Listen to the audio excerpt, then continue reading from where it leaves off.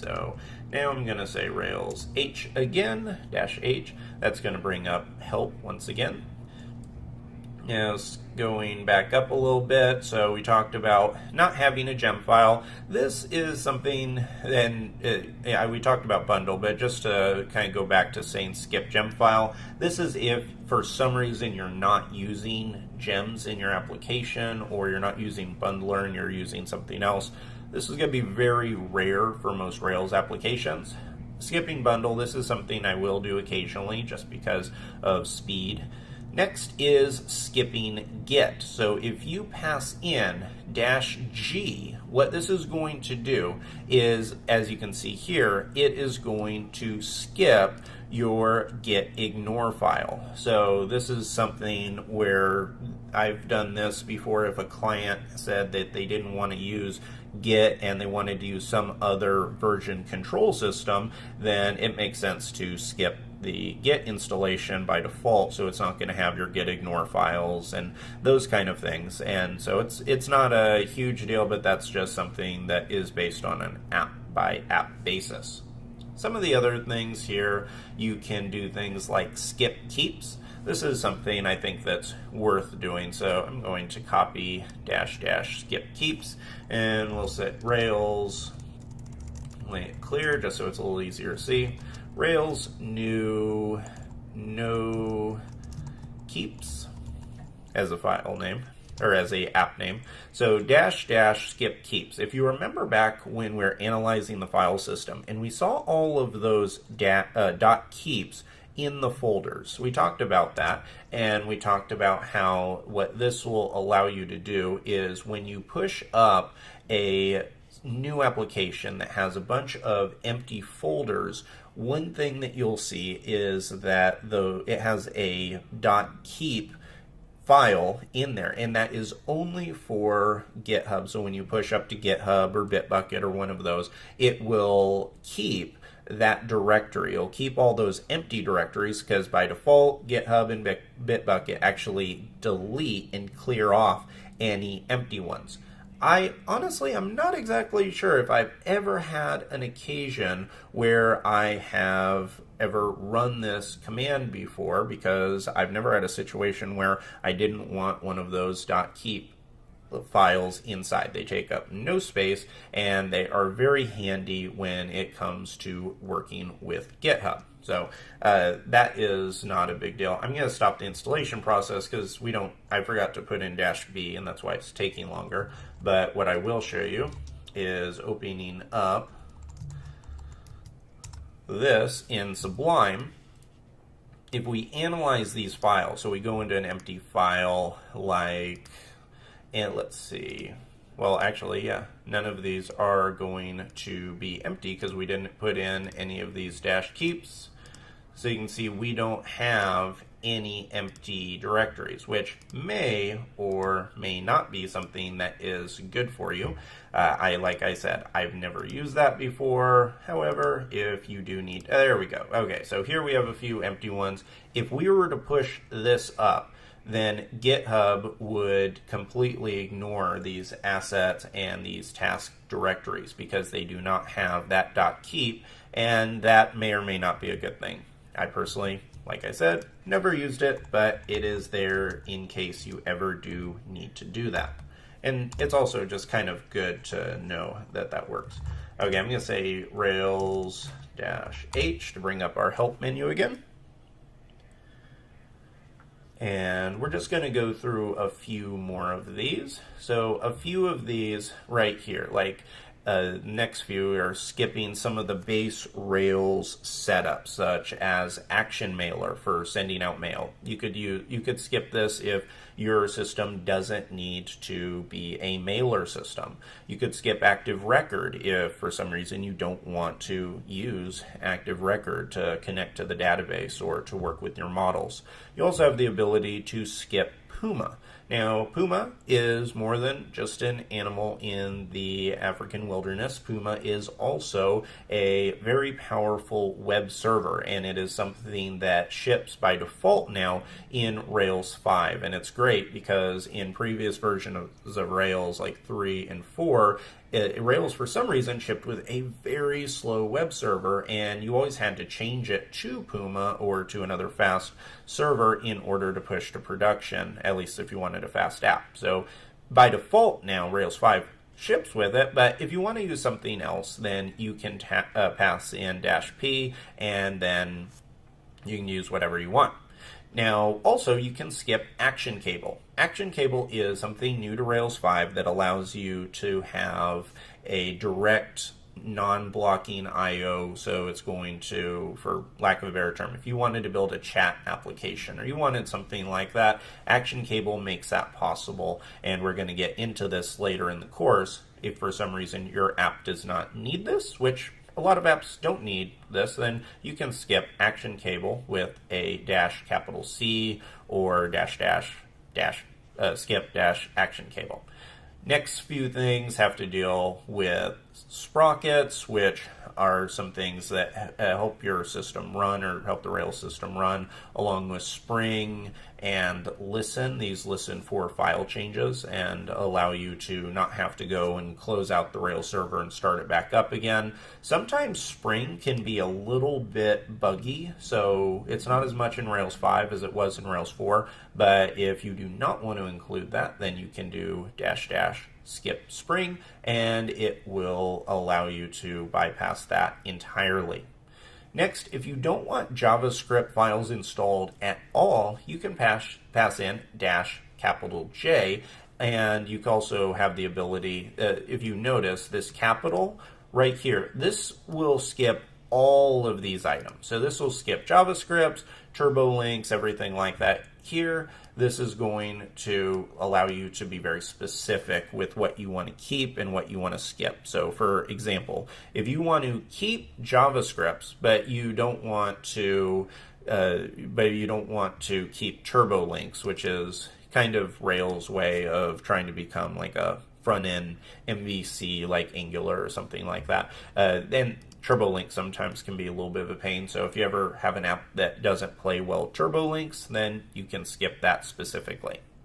The next one is one that we actually did, which is to skip the full set of tests. So by passing in -T, this will skip the installation of your test files.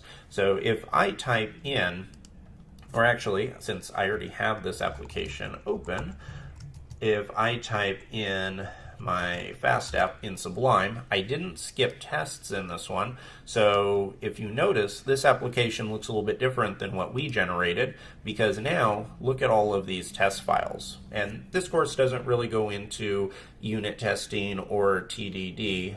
Some of the more advanced courses I have do have all of that built in. So if you are interested, you can go through those and you'll learn all about testing. But for this one, that's why we skipped the test, because it wasn't necessary. And so usually you're going to skip test if you're going to use a different testing framework, or if you're not going to use tests at all. And I don't like having any code files in my system that I'm not using. So if I'm not going to use tests, such as what we're doing in the portfolio app, then we don't need this. We always can come back and install a test library later. So if you skip it in the beginning and want to add them later on, it's not a problem to do that whatsoever.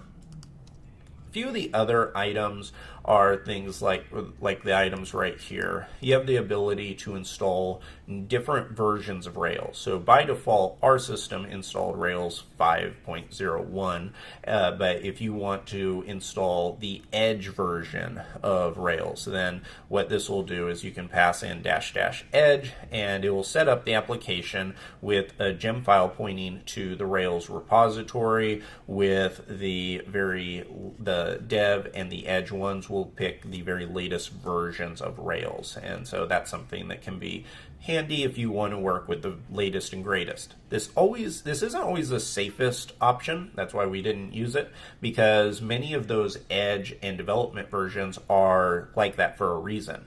What Rails will do by default is install the latest stable version. We want to actually do that. In other cases, if you want to explore what Rails is building, you can use these, and I'll give you the latest and greatest. Might come with some bugs, though.